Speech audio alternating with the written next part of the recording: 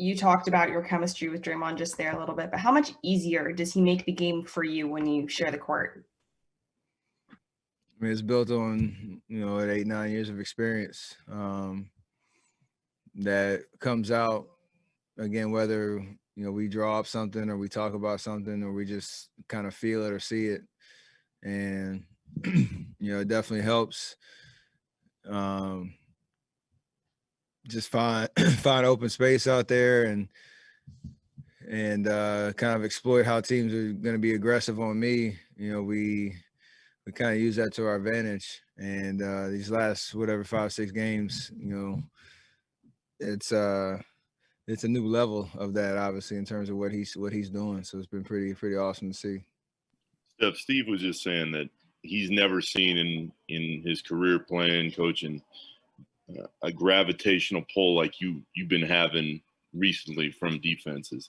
Can you remember a time at any other point in your career where you feel like defenses were as tight as they are on you right now?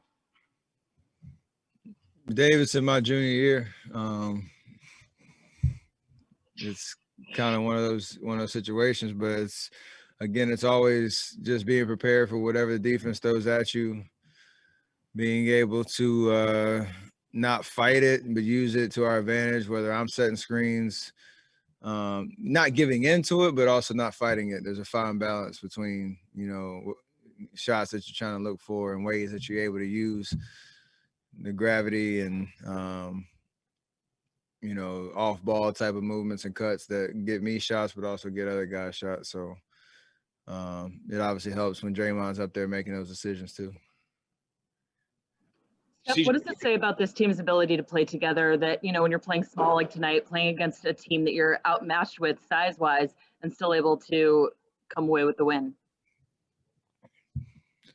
I mean, we're in that weird kind of in between of, a game like Brooklyn where you don't have any kind of hold on the game and they open it up on us, and then we bounce back against a team that's struggling, obviously, in a game that we should win and we have to win, and we execute, over 48 minutes. And I think we keep saying it over and over again. We got to prove it, but we're gaining confidence in terms of how we're supposed to play on a nightly basis, and have a good opportunity, honestly, coming up. A good Miami team coming in, go on the road, some tough Eastern Conference opponents, but games that we feel like if we play the way we're supposed to, we match up with anybody. So that's the challenge ahead. Steph, you talked about the gravity that you kind of take on from defenses. Despite that, second in the league in points scored per game, you're leading in 3 points made per game. You shot the ball at nearly a 70% clip tonight. Do you feel like you're garnering the appropriate attention in the current MVP race right now? I mean, 30 games in, whatever it is. Like I said, I'll keep saying it until it's over. Like, the game speaks for itself. It is something that if you're watching us play and, understand what I'm trying to do every single night, that I'm playing really good basketball and I have to continue that. And we got to win games, and not just for an MVP race.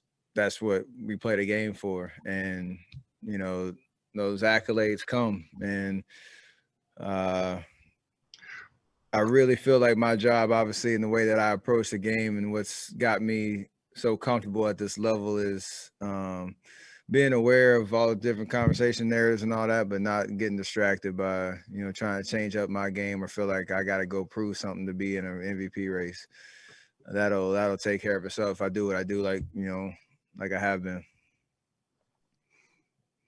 Steph and Steve talked earlier about your leadership style, saying that, you're not one of those guys who calls out people in front of crowds or anything like that. You don't get loud on them.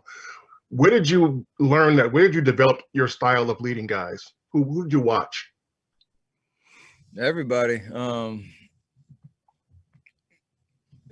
through the ranks of, middle school, high school, college, my early days in the career in the NBA. I have a certain personality where I like to have fun, I like to joke, I like to connect on that level. But there's also a discipline and a focus of how I approach the game in practice and in the off season, and finding that balance. And so that leading by example is always a huge component of the work ethic that you need to succeed at every level. Trying to demonstrate that.